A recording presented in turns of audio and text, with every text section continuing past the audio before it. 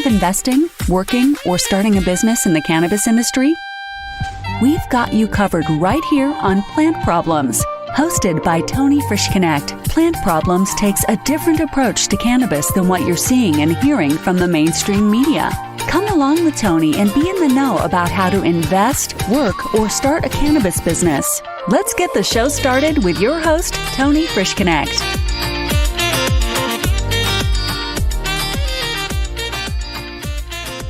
Good morning, everyone, or afternoon or evening. I hope everything is going well for you. This is Tony Frischknecht with Plant Problems. I am starting with a little topic that I like to call professional advice. If you are working on finding somebody, say attorney, to help you through your process with building your cannabis company, this is probably one of the most important parts in the entire process, mainly because of the laws that are ever changing in our industry. It's very challenging to keep up with what's going on because the lawmakers are always either creating brand new laws, taking laws that have been passed the last couple years and tweaking them, and keeping up to date with all that information is a job in itself. And it's definitely, one of the most challenging positions to find somebody qualified for. There are several people in the field that have been doing it for a while now, but there's also a lot of newbies out there that are just jumping in because it's the next best thing, like so many other people.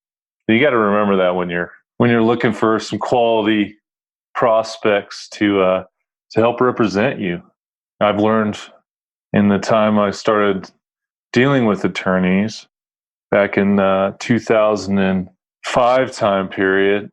I met my first attorney through the National Weed magazine. I wasn't quite sure how I was going to talk to an attorney about cannabis. So a buddy of mine suggested, hey, why don't you call this guy? So that's what I ended up doing. I ended up calling a guy named Rob Corey. He's kind of been in the news lately. I would say he was one of those attorneys that kind of listened to himself so much he started to believe everything he said. So it was, he tended to tell you what you wanted to hear, more of a salesman. Salesmen out there, like everybody's dealt with, they're really good at selling. Some of them are amazing, but when it comes down to actually getting the quality you want, it's not there. So I called up Rob Corey and set an appointment. And this would be the first time that I had ever talked to an attorney, especially about something so taboo as cannabis it was back then. So I was pretty nervous driving over to his office in downtown Denver. Pulled up and I paid for my parking space. Hadn't spent a lot of time in Denver, so it was essentially the big city to me at the time. And I walked up to a big office building, and I think it was 17th Street, downtown Denver. And I remember taking the elevator up to his office, trying to figure out what I was going to ask him. So I think that's kind of where I had started. Figured out I'm just going to interview him. I know there's a lot of people that have already used attorneys that are probably listening now, but I figure this is relevant for the newbies out there. And so when I showed up to his floor, got out, and he didn't even have a secretary. That should have told me one thing right there. He basically had a door, and I just knocked, and he let me in. Opened the door, shook his hand, introduced ourselves, and we sat down. I think my palms were a little sweaty at the time. And Rob started with some of his background, and I was looking around his office at his credentials on the wall, like most attorneys have. And I just began to interview him like I would somebody that I was hiring for a cooking position in a restaurant, I guess. Rob says to me, "You can do some medical marijuana? I can show you how to do that." And he began to go through the process of what I needed to do to put stuff in place. And back then, it was really simple to be a caregiver. If you guys don't know what a caregiver is, that was somebody that was allowed to grow your plants for you and dispense your medicine to you and also charge it to you or charge you for the medicine, however he chose fit to do so. Whatever you negotiated with the caregiver as the patient is what you ended up paying. And being a new caregiver, I was wanting to make sure I was following all the guidelines and rules. So as I tried to figure out how to lay this out through Rob's description, he said three big things. Don't have any weapons in your home. Make sure you have a list of all your patients and all your cards up on your door wherever you're growing. And make sure you keep all your files of your patients, copies of them in two different places. And that's how simple it was to become a caregiver back in 2000. So, Rob, as a salesman as he was, I went to ask him, okay, so what does this charge? He says, I charge a $3,000 retainer, which I later found out, 2 years later, found out he was charging people 10 to 15,000 after the rush started coming in of people hiring him on as an attorney. Now, this was my first attorney experience and probably one of my biggest lessons learned. But I never really got to experience him as an attorney, more of just a salesman.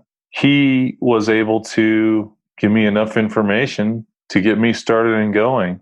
And it's nice to have your attorney backing you when you are in a tough spot. And with this, the legal market, medical and legalized market, having that bit of comfortability that somebody is there when you need them is worth more money than what you pay them 99% of the time. Sometimes it's hard to stomach, okay, I got to shell out 10, 20 grand for a retainer, and then they just pull off $300, $400, $500 an hour for their services. But I think one of the biggest out of all these things that I learned is if you hire an attorney, make sure they're going to pick up their phone and return your call or return your email right away. There are so many instances where you have to get in touch with them right away and you can't wait 1, 2, 3 days to hear back from them, especially with the kind of money you're paying. So these retainers are serious, but not only that, the number one thing, make sure they get back to you right away or it's useless. The time can go by and you can be dealing with local officials and you need answers so that they don't shut you down or close your doors on you for a certain amount of time, fine you. So look for somebody that's eager to earn your business. And I would say that for, anything that you do, but especially this. And having that money set aside for this counsel is, I think, a big factor. You almost have to have a attorney fund that just is sitting there waiting. Yeah, some of the bigger guys, bigger outfits that are building their cannabis empire, these guys have retainer or they have attorneys on retainer all the time, or they have counsel. They have general counsel that's representing them. So, of course, I'm not talking to these guys as much as I am talking to the self-starters right now. So take some of this and use it to your advantage and make sure that you do hire the right person and put them in the right place. It is very key to your success in this industry.